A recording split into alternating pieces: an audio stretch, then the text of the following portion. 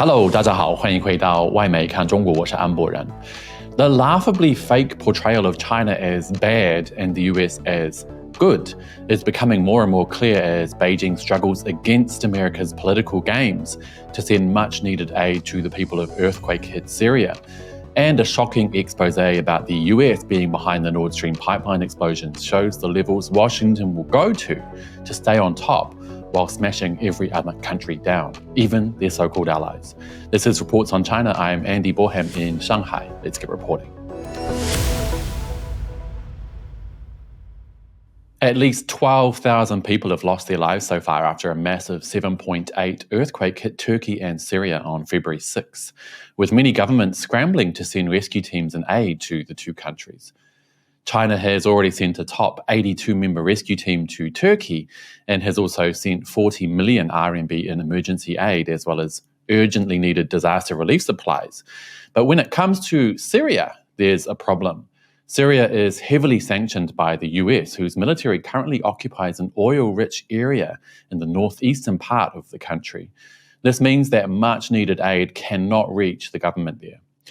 China's foreign ministry spokesperson Mao Ning said, "The devastating earthquakes on top of years of war and turmoil have left Syria in a terrible humanitarian crisis.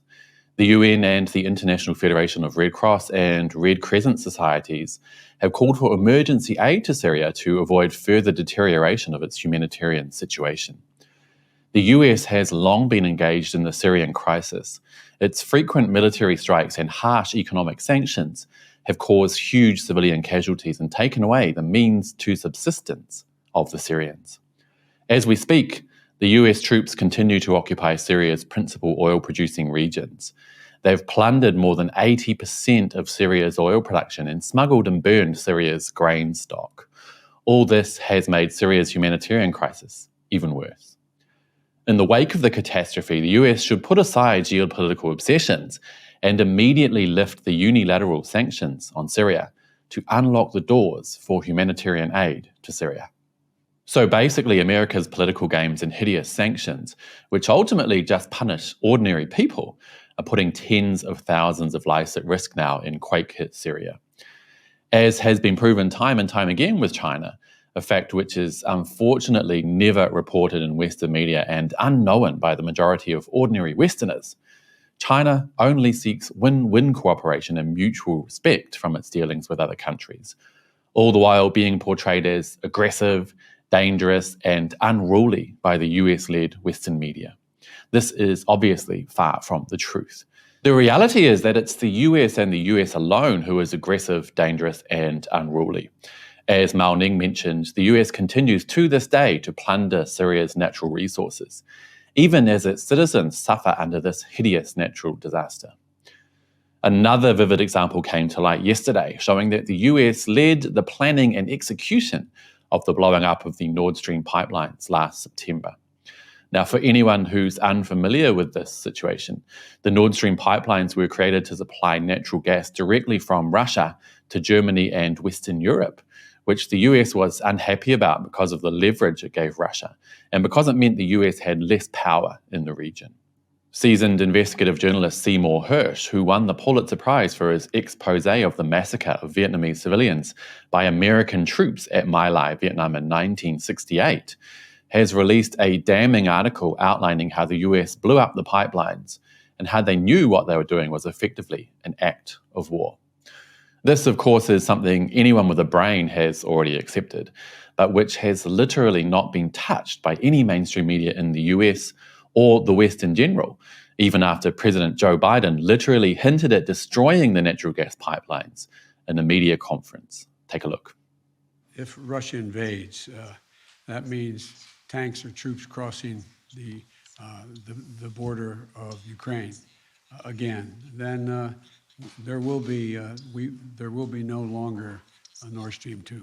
We will bring an end to it. How will you do that exactly, since the project and control of the project is within Germany's control? We will. I promise you, we'll be able to do it. And who could forget Secretary of State Blinken salivating over the situation just after the act of war was carried out. He said, "It's a tremendous opportunity to once and for all remove the dependence on Russian energy and thus to take away from Vladimir Putin the weaponization of energy as a means of advancing his imperial designs. That's very significant and that offers tremendous strategic opportunity for the years to come." Hirsch talked with an anonymous source close to the Nordstream sabotage project, who admitted it was planned by President Joe Biden and the CIA and executed with the help of Norway and a team from the US Navy's Diving and Salvage Center. I seriously recommend you guys read the entire piece, which outlines the planning and execution in detail. I'll put the link under this video. Here's just one excerpt. Over the next several meetings, the participants debated options for an attack. The Navy proposed using a newly commissioned submarine to assault the pipeline directly. The Air Force discussed dropping bombs with delayed fuses that could be set off remotely. The CIA argued that whatever was done, it would have to be covert. Everyone involved understood the stakes. This is not kiddie stuff, the source said. If the attack were traceable to the United States, it's an act of war. And that is exactly what it is, an act of war. The US and Norway not only allegedly attacked Russian infrastructure, but also the infrastructure of its close ally, Germany. The attack plunged much of Europe into a freezing winter without heating, sent energy prices skyrocketing, and forced Europe and other parts of the world to be more reliant on gas supplied by the US and Norway. Honestly, you guys, I think it's abundantly clear that the US-led framing of China as a threat to world peace and stability has been proven wrong on so many occasions that you'd have to wonder if anyone who still believes it has a single brain cell left. It's not only patently false, but it's exactly the opposite. China is a force for good and for fairness and respect in the international community. And the US is violent, dangerous, and hell-bent on smashing anyone down who they see as a threat to the superiority, even their close allies. Anyway, you guys, I'm already a bit too angry, so I better leave it there. But first, let's take a quick look at the latest reports on China poll on YouTube. I asked you guys if you think I was a little mean to CNN's Selena Wang in my recent videos. Around 3,000 of you voted, with 79% saying I wasn't harsh at all, 17% saying I was a bit harsh but fair at the same time, and 4% feeling I was a bit too mean. I really do appreciate your feedback, guys, which is why I do regular polls and also read your comments on every video. So do let me know what you think down below, and hit like and subscribe if you haven't already. I'll see you all next time. Bye-bye.